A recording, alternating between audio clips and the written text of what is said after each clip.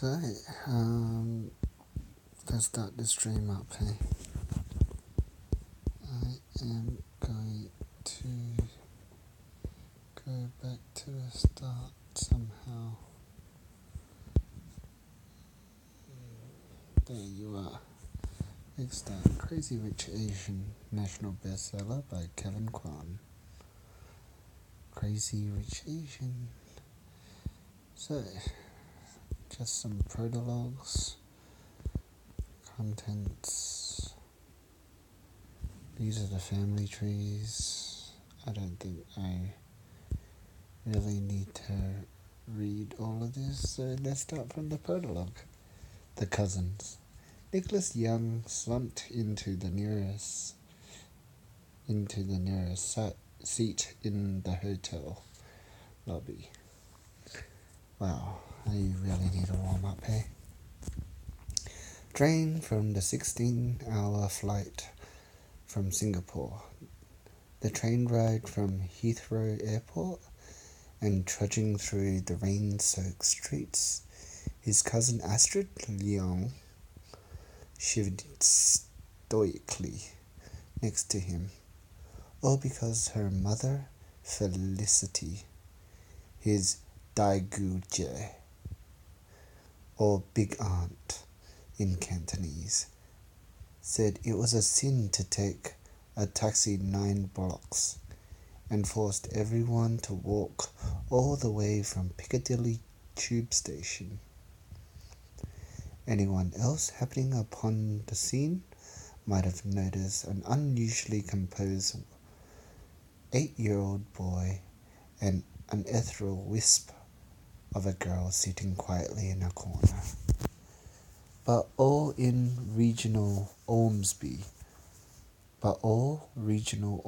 saw from his desk overlooking the lobby were 2 little Chinese children staining the damask settee with their sodden coats. And it only got worse from there. 3 Chinese women stood nearby, frantically blotting themselves dry with tissues, while a teenager slid wildly across the lobby, his sneakers leaving muddy tracks on the black and white checkerboard marble. Ormsby rushed downstairs from the mezzanine, knowing he could more efficiently dispatch these foreigners than his front desk clerks. "Good evening. I am the general manager. Can I help you?" he said slowly, over enunciating every word. "Yes, good evening. We have a reservation," the woman replied in a perfect English. Ormsby peered at her in surprise. "What's the name under? What name is it under?" "Eleanor Young and family." Ormsby froze. He recognized the name, especially since the Young party had booked the Lancaster suite. But who could have imagined that Eleanor Young would turn out to be Chinese? And how on earth did she end up here? The Dorchester or the Ritz might let this kind in, but this was the Calthorpe, owned by the Calthorpe Cavendish Gores since the reign of George IV, and run for all intents and purposes like a private club for the sorts of families that appears in Debrets or Almanach de Gotha. Ormsby considered the bedraggled woman and dripping children, the dowager marchioness of Uckfield, was staying through the weekend, and he could scarcely imagine what she would make of these folk appearing at the breakfast tomorrow. He made a swift decision. I'm terribly sorry, but I can't seem to find a booking under that name. Are you sure? Eleanor asked in surprise. Quite sure. Ormsby grinned tightly. Felicity Leong joined her sister-in-law at the front desk. Is there a problem? She asked impatiently, eager to get to the room to dry her hair. Alamak! They can't find a reservation, Eleanor sighed. How come? Maybe you booked it under another name, Felicity inquired. No la! Why would I do that? It was always booked under my name, Eleanor replied irritatedly. Why did Felicity always assume she was incompetent? She turned back to the manager. Sir, can you please check again? I reconfirmed our reservation just 2 days ago. We were supposed to be in your largest suite. Yes, I know. You booked the Lancaster suite, but I can't find your name anywhere, Ormsby insisted. Excuse me, but if you know we booked the Lancaster suite, why don't you have the room? Felicity asked, confused. Bloody hell! Ormsby cursed at his own slip-up. No, you misunderstood. What I meant was that you might think you booked the Lancaster suite, but I certainly can't find any record of it. He turned away for a moment, pretending to rummage through some other paperwork. Felicity leaned over the polished oak counter and pulled the leather-bound reservation book towards her, flipping through the pages. Look, it says right here, Miss Eleanor Young, Lancaster Suite, for 4 nights. Do you not see this? Madame, that is private. Ormsby snapped in fury, startling his 2 junior clerks, who glanced uncomfortable at their manager. Felicity peered at the bolting, red-faced man. The situation suddenly became abundantly clear.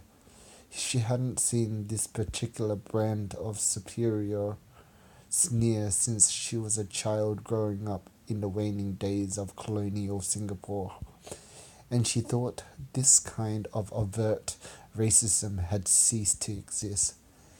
Sir, she said politely and firmly, this hotel came highly recommended to us by Mrs. Mintz, the wife of the Anglican Bishop of Singapore, and I clearly saw our name in your registry book.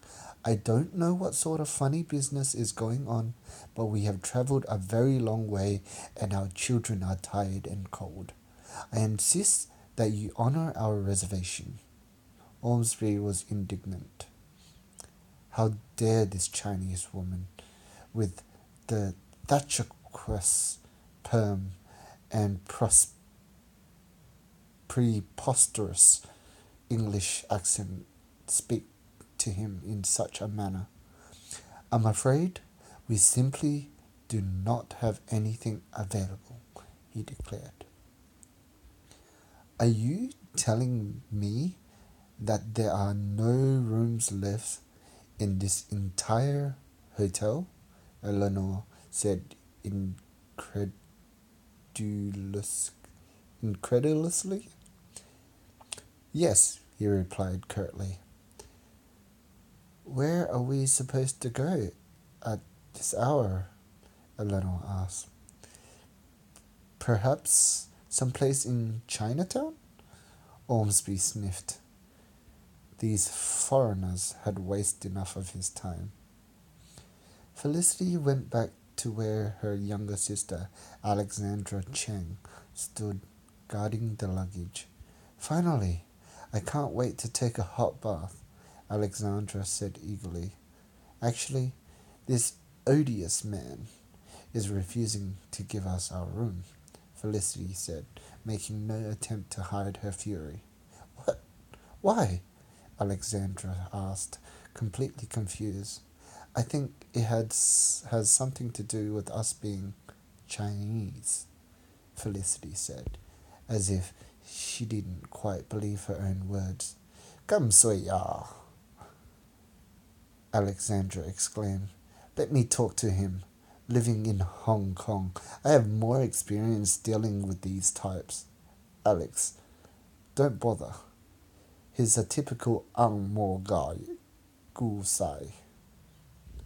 I really should be looking at these footnotes that they put. Gum Sui actually means how rotten in Cantonese, and the Ang Mo Gao Sai means dog shit. That's pretty cool. Even so, isn't this supposed to be one of London's top hotel? How can they get away with that sort of behaviour? Alexandra asked. Exactly, Felicity raged on. The English are normally so lovely. I've never been treated like this in all my years coming here. Eleanor nodded in agreement, even though privately she felt that Felicity was partly to blame for this fiasco. If Felicity wasn't so yum sup, stingy, and had let them take a taxi from Heathrow, they would have arrived looking far less disheveled.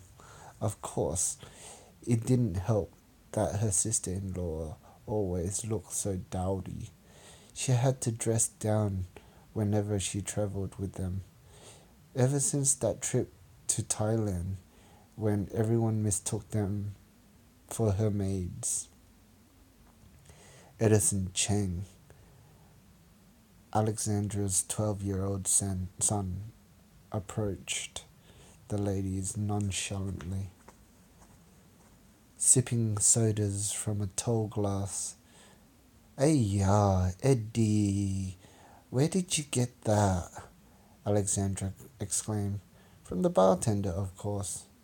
"How did you pay for it?" "I didn't. I told him to charge it to the suite." "Now, can we go up now? I'm starving, and I want to order from room service." Felicity shook her head in disapproval. Hong Kong boys were notoriously pampered, but this nephew of hers is corrigible. Corrigible?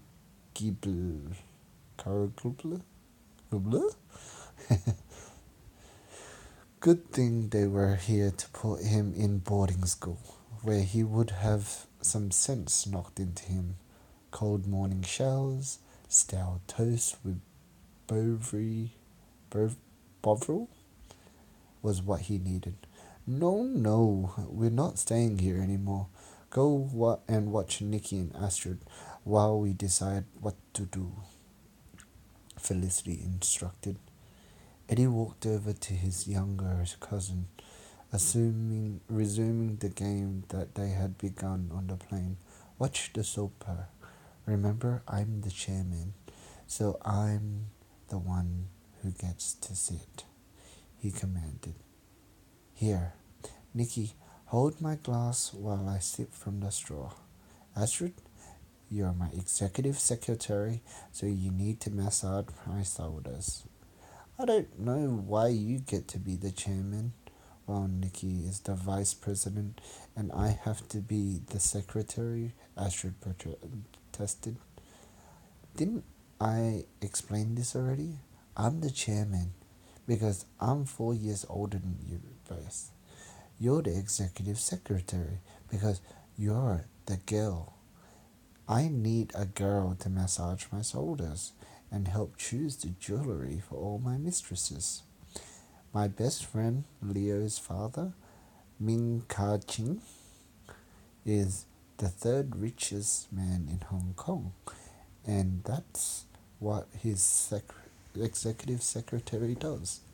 Eddie, If you want me to be your vice president, I should be doing something more important than holding your glass.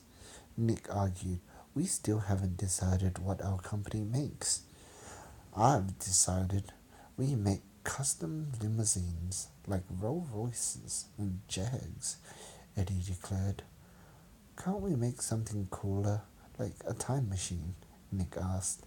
Well, these are ultra special limousines with features like jacuzzis and secret compartments and James Bond ejector seats, Eddie said, bouncing up from the settee so suddenly that he knocked a glass out of his hand.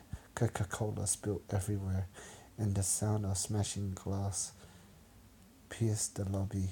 The bell captain, concierge, and front desk clerk glared over at the children. Alexandra rushed over, shaking a finger in dismay. Eddie, look what you've done. It wasn't my fault. Nicky was the one who dropped it, Eddie began. But it was your glass, and you hit her out of my hand, Nick defended himself. Ormsbury approached Felicity and Eleanor. I'm afraid I'm going to have to ask you to leave the premises. Can we just use your telephone? Eleanor pleaded. I do think the children have done quite enough damage for one night, don't you? He hissed. It was still drizzling, and the group huddled under a green and white striped awning on Brook Street, while Felicity stood in a phone booth, frantically calling other hotels. Daiguche looks like a soldier in a sentry box that in that red booth, Nick observed, rather thrilled by the strange turn of events. Mummy, what are we going to do if we can't find a place to stay tonight? Maybe we can sleep in Hyde Park. There's an amazing beach in Hyde Park called the Upside Down Tree. Branches hang down so low that it's almost like a cave. We can sleep underneath and be protected. Hmm?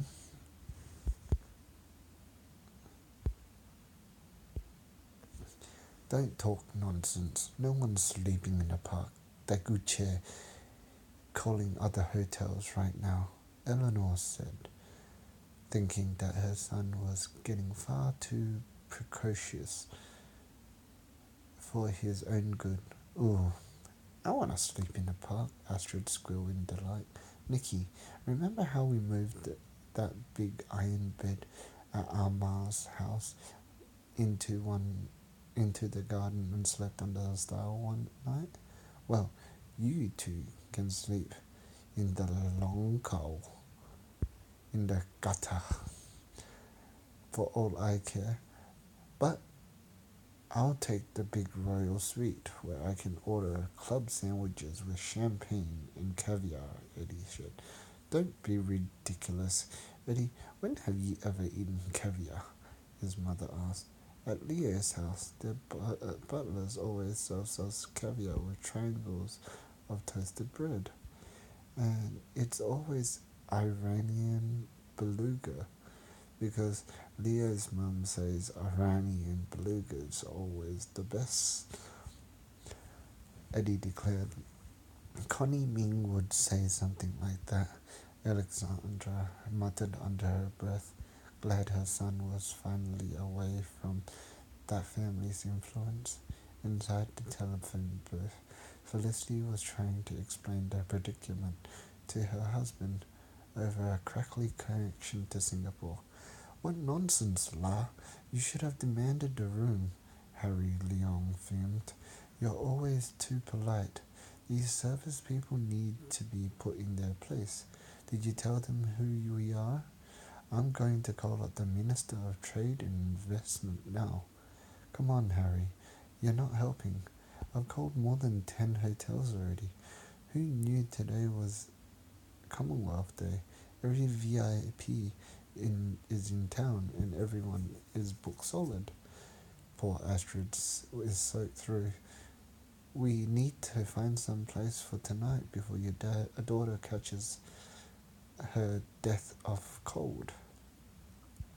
Did you try calling your cousin, Leonard? Maybe you could take a train straight to Surrey, Harry suggested. I did. He's not in. His grouse hunting in Scotland all weekend. What a bloody mess, Harry sighed. Let me call Tommy Toe over at the Singapore embassy. I'm sure they can sort things out. What is the name of this bloody racist hotel? The Calthorpe, Felicity answered. Alamak. This is the place owned by Rupert Calthorpe, something something. Is this the place owned by Rupert Calthorpe, something something, Harry, perking up. I have no idea. Where's it located? It's in Mayfair, close to Bond Street. It's actually a rather beautiful hotel if it wasn't for this horrible manager. Yes, I think that's it. I played golf with Rupert. What's his name and a few other Brits last month in California. I remember him telling me about his place. Felicity, I have an idea. I'm going to call this Rupert fellow. Just stay put and I'll call you back. Ormsby stared in disbelief when the three Chinese children burst through the front door again, barely an hour after he had evicted the whole lot of them. Eddie, I'm getting myself a drink. If you want one, go get it yourself, Nick said firmly to his cousin as he walked towards the lounge. Remember what your mummy said. It's too late for us to drink cokes, Astrid warned as she skipped through the lobby, trying to catch up with the boys. Well then, I'll get a rum and coke, Eddie said brazenly. What on God's green earth? Ormsby bellowed, storming across the lobby to intercept the children before he could reach them. He suddenly caught sight of Lord Rupert Calthorpe Cavendish Gore ushering the Chinese woman into the lobby, seemingly in the midst of conducting a tour. And my grandfather brought over René Leque in 1918 to do the glass murals you see here in the Great Hall. Needless to say, Lutyens, not who supervise the restoration, not approve of these Art Nouveau flourishes. The women laughed politely. The staff quickly snapped to attention, surprised to see the old lord who hadn't set foot inside the hotel in years. Lord Rupert turned towards the hotel manager. Ah, Wormsby, isn't it? Yes, my lord, he said, too dazed to correct his boss. Would you kindly have some rooms ready for the lovely young Mrs. Young, Mrs. Leong, and Mrs. Chen? But sir, Ormsby tried to protest. Aunt Wormsby, Lord Rupert continued dismissively, I am entrusting you to inform the staff of a very important announcement. As of this evening, my family's long history as custodians of Calthorpe has come to an end. Ormsby stared at him in utter belief. My lord, surely there's some mistake. No mistake at all. I sold the Calthorpe a short while back. Lock, stock, and barrel. May I present the new mistress, Mrs. Felicity Leong. What? Yes, Mrs. Leong's husband, Harry Leong, a wonderful chap with a lethal right arm swing, whom I met at Pebble Beach, called me up and made me a marvellous offer. I can now devote my time to bone fishing in without having to worry about this Gothic pole. Ormsby stared at the woman, his arms agape. Ladies, why don't we join your adorable children in a long bar for a toast? Lord Rupert said merrily. What? That would be wonderful, Eleanor replied. But first, Felicity, isn't there something you wanted to tell this man? Felicity turned to Ormsby, now looking as if he was about to faint.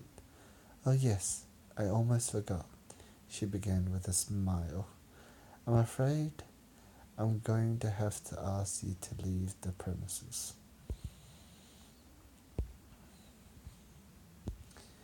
So that is the first chapter of the book. I do hope everyone enjoyed it. Just reading a couple of footnotes. The Malay slang for oh dear or oh my god is alamak. La is the suffix people use. There was a charming Hokkien cataclysm translate in Angmor or Gausai. Angmor, redhead, is Gausai is dog shit. So they tend to refer to Westerners as Angmor, which is redhead gull size. And yeah, I'll sign off from there.